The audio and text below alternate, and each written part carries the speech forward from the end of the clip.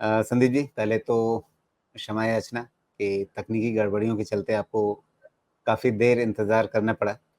अब तकनीक की माया ही ऐसी है, कभी अंबानी साहब, कभी मित्तल साहब, कभी बिरला साहब, कभी कुछ न कुछ तकलीफ़ें आती रहती हैं।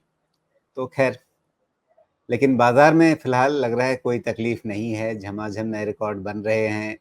बैंक निफ्टी का नया रिकॉर्ड बन रहा है, निफ्टी का नया रिकॉर्ड बन रहा है। पूरे बाज़ार में लग रहा है कहीं कोई दिक्कत नहीं है। क्या ऐसा ही चलेगा बाज़ार अभी?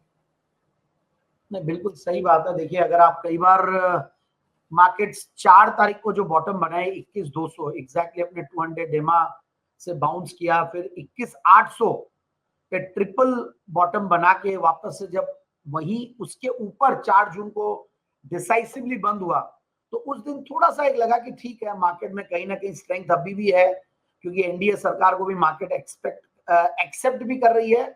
एक्सपेक्ट तो कर ही रही थी, और बीजेपी अगर क्लियरली अपने दम पे और जीतती तो बढ़िया थी, but then it is a pre poll alliance, और हम देख रहे हैं कि कैसे मिनिस्ट्रीज अनाउंस हुई हैं, जो जिनको देना था उन्हीं को ही दिया।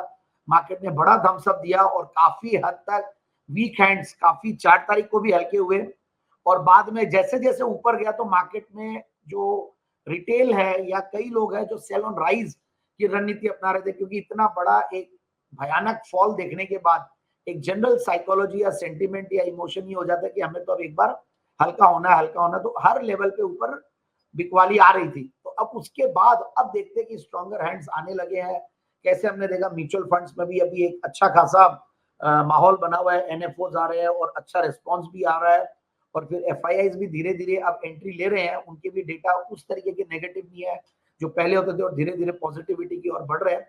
सो आई फील कि बाजार में स्ट्रेंथ तो बन रही है, डाउनसाइड बहुत ज्यादा लगता नहीं है। 22,700 800 एक पहला सपोर्ट जैसा लगता है, और आज 23,500 के ऊपर डिसाइसिवली बंद हुआ बाजार, एंड हाइस पे बंद हो रहे हैं। सो लेट्स सी, बट मुझे लगता है कि मिड कैप स्मॉल कैप अच्छा कर रहे हैं, और वो वहां पे मिड कैप्स में बेट्स ढूंढे, बहुत बढ़िया लग रहे हैं। और अभी 1 जुलाई को एमफी का रिक्लासिफिकेशन आने वाला है, तो उस टाइम पे कई मिड कैप लार्ज कैप बनेंगे, कई लार्ज कैप मिड कैप में आएंगे, कई स्मॉल कैप मिड कैप बनेंगे, कई मिड कैप स्मॉल कैप में जाएंगे, तो रीशफलिंग होगी, उसके ऊपर भी नजरें बनी रहेगी। और फिर 22 तारीख तक जो अब बजट की डेट आई है, उसको भी मार्केट ने आज एक तरीके से थम्स अप दिया। आज हमने देखा कैसे जीडीपी का डेटा बढ़िया आया, फिच ने बढ़िया अपग्रेड किया। फिर दूसरी बात हमने देखा कि वीकेंड 15 जून को अच्छे खासे इनकम टैक्स के एडवांस टैक्स नंबर्स आए हैं, सब चीजें पॉजिटिव है।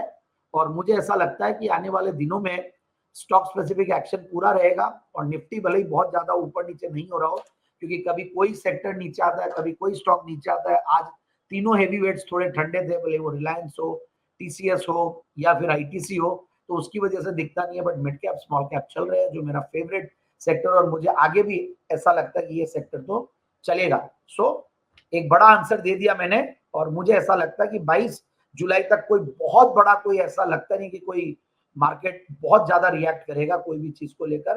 और अगर करता भी है तो 22 जुलाई के बजट के दिन हो सकता है कि नेगेटिवली फिर पॉजिटिव, मतलब अगर बाजार बहुत ज्यादा तेजी में जाता तो हो सकता है कि बजट वाले दिन टूट जाए, और बहुत जी। ज्यादा नेगेटिविटी आ जाए कोई ग्लोबल क्यूज की वजह से, या कोई अनहोनी कोई और अलग सी रिस्क आ जाए, तो टूटा हुआ रहेगा जरूर बाजार, बट उसके बाद बजट से हो सकता है कि बाउंस बैक कर जाए।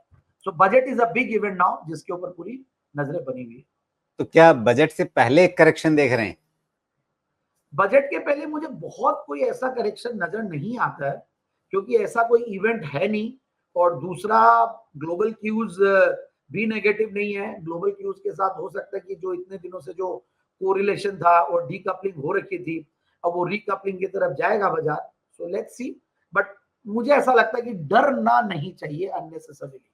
मतलब आप जी। स्टॉक स्पेसिफिक एक्शन, अच्छे स्टॉक्स जहां पे क्वार्टरली रिजल्ट्स अच्छे आए हुए हो, जिस सेक्टर में टेलविंड्स अच्छी हो, वहां पे रहें। बहुत ज्यादा ओवरहाइप्ड स्टॉक्स है, उनसे थोड़ा सा दूर रहे।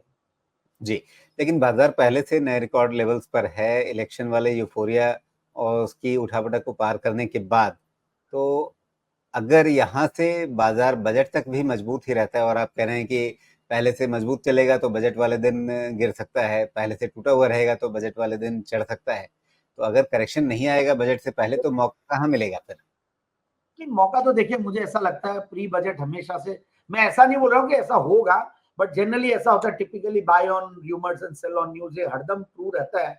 और मुझे ऐसा लगता है कि प्री बजट पिक्स या प्री बजट सेक्टर्स पे ध्यान देना चाहिए। जो मिनिस्ट्रीज बहुत स्ट्रॉन्ग मिनिस्टर्स आए हो, स्ट्रॉन्ग नेम्स आए हो, उन पे ध्यान दे। मुझे ऐसा लगता है agri can really do well. बाकी सारे तो पुराने नाम है ही है। डिफेंस में हम देख ही रहे हैं कैसा हो रहा है।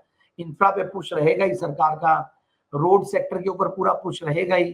तो ओवरऑल कैपिटल गुड्स अच्छा करेंगे। ऑटो में एक बहुत बड़ी न्यूज है कि Hyundai का आईपीओ आने वाला है, तो ऑटो सेक्टर भी पूरे बूम में रहेगा।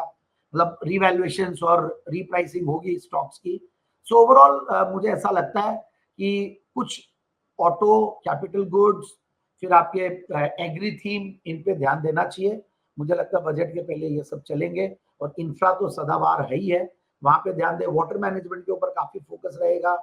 सो ऑल दी सेक्टर्स, बाकी ईवी और ये सस्टेनेबिलिटी, ये तो हमेशा से टॉप उस पे रहते ही हैं। इनके बारे में कोई ज्यादा बातचीत करने की अब लगता है कि क्या है, तो क्लीशे लगता है कि रोज ही बात होती है इनके बारे में। बट येट आई फील कि water management can be one space. देन ये जो अभी मैंने ये सारे सेक्टर्स बोले, इन सब पे ध्यान